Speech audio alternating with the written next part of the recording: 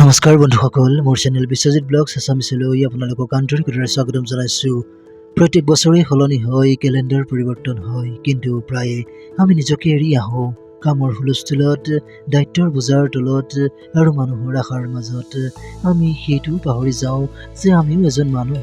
এই ভিডিঅ'টো কোনো উত্তেজনাপূৰ্ণ প্ৰেৰণাদায়ক চিঞৰ বাখৰ নহয়, শান্তিপূৰ্ণ, সৎ আৰু আন্তৰিক বাৰ্তা যে এই বছৰ যি নহওক কিয় নিজকে হেৰুৱাব নালাগে। আপুনি নিজকে হেৰুৱাই দিয়াটো এদিনীয়া পৰিঘটনা নহয়, সি বৰ নীৰৱে ঘটি যায় যেতিয়া আমি আমাৰ ক্লান্তিক আওকাণ কৰিবলৈ আৰম্ভ কৰোঁ, যেতিয়া আমি প্ৰতিটো বিষ যন্ত্ৰণাৰ প্ৰতি ঠিক আছে বুলি কৈ থওঁ, আমি যেতিয়া হাঁহি থাকিবলৈ চেষ্টা কৰোঁ কিন্তু আমাৰ ভিতৰৰ কিবা এটা ভাঙি যায়, ভাঙি গৈছে।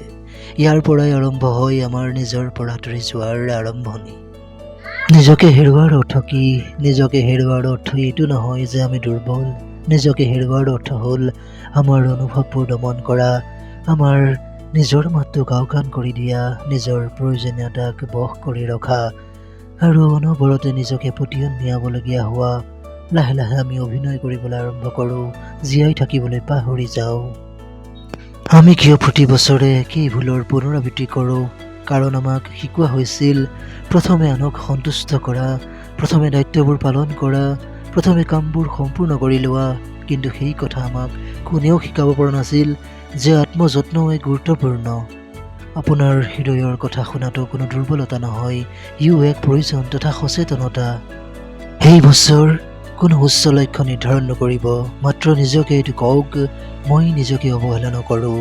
যদি আপোনাৰ হৃদয়খন গধুৰ হয়, অলপ ৰৈ দিয়ক। যদি আপোনাৰ শৰীৰটো ভাগৰি পৰিছে, তেন্তে আওকাণ নকৰিব।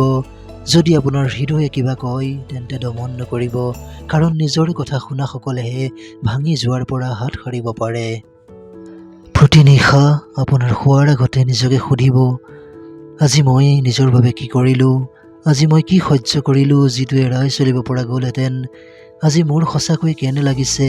যদি এই প্ৰশ্নবোৰৰ উত্তৰ সলনি হ'বলৈ আৰম্ভ কৰে, তেন্তে বুজিব আপুনি নিজকে হেৰুৱাই পেলোৱা নাই। জীৱনত প্ৰতিবাৰেই হয় বুলি কোৱাৰ প্ৰয়োজন নাই।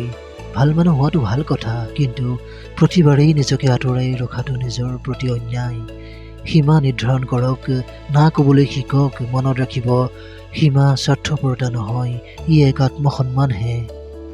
নিজৰ লগত সময় কটাবলৈ শিকক। কেতিয়াবা আপোনাৰ মোবাইল ফোনটোৰ পৰা আঁতৰত, কোলাহলৰ পৰা আঁতৰত মাত্ৰ নিজৰ লগত বহি থাকিবলৈ শিকক। নিজৰ পৰা পলাই যোৱাটো বন্ধ কৰক, তাতে শান্তি বিচাৰি পোৱা যাব। আপুনি যদি সলনি হৈছে, তেন্তে নিজকে দোষ নিদিব। যদি আপুনি ভাবিছে আপুনি আগৰ দৰে একে হৈ থকা নাই, তেতিয়া শুনক, আপুনি সলনি হোৱা নাই, আপুনি মাত্ৰ ভাগৰি পৰিছে। আৰু ভাগৰুৱা হোৱাৰ নিৰাময় একমাত্ৰ ঔষধ আত্মকৰুণা। এই বছৰ আপুনি নিজকে সঠিক কৰাৰ প্ৰয়োজন নাই, এই বছৰ নিজকে শুদ্ধ কৰাৰ প্ৰয়োজন নাই, নিজকে প্ৰমাণ কৰাৰ প্ৰয়োজন নাই, মাত্ৰ নিজকে গ্ৰহণ কৰিব লাগিব। কাৰণ নিজকে সঁচা অৰ্থত গ্ৰহণ কৰা সকলেহে আগবাঢ়ি যায়।